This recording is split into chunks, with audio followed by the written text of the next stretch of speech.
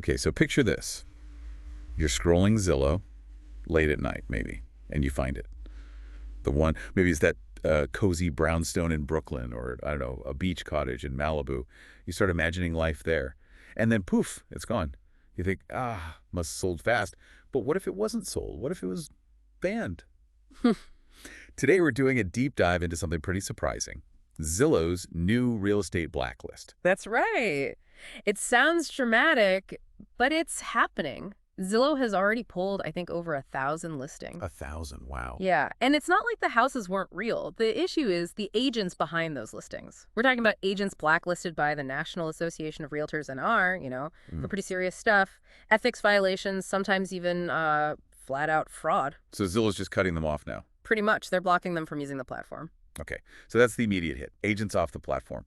But the really, the wild part, the part that affects you if you're looking for a home, Is that until this change, these agents, the ones with the shady pasts, they could keep listing homes on Zillow.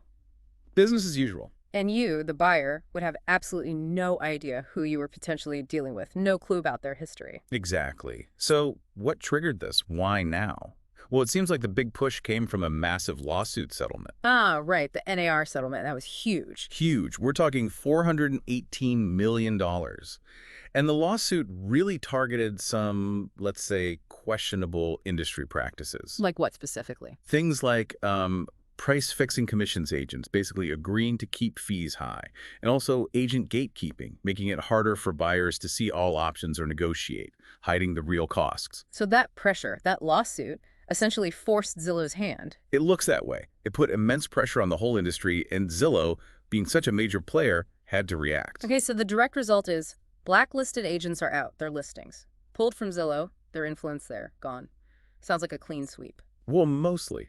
But here's a crucial sort of plot twist for anyone house hunting right now. Uh-oh. What is it?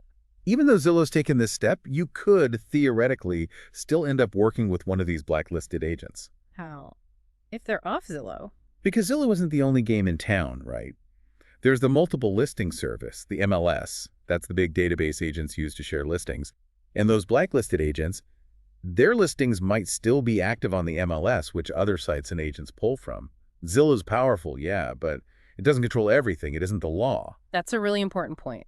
Zillow cleans house, but the problem isn't completely solved system-wide. Okay, so let's make this practical.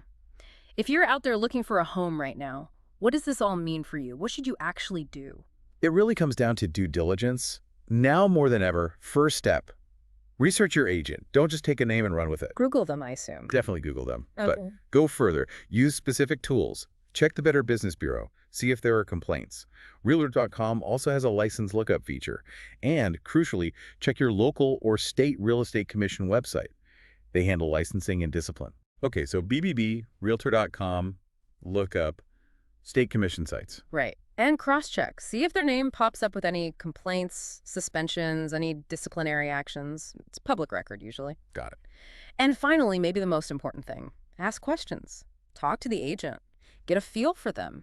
And maybe hold back on getting too emotionally attached to a specific house until you know who's selling it, who you'd be working with. Know who's behind the listing. That makes sense.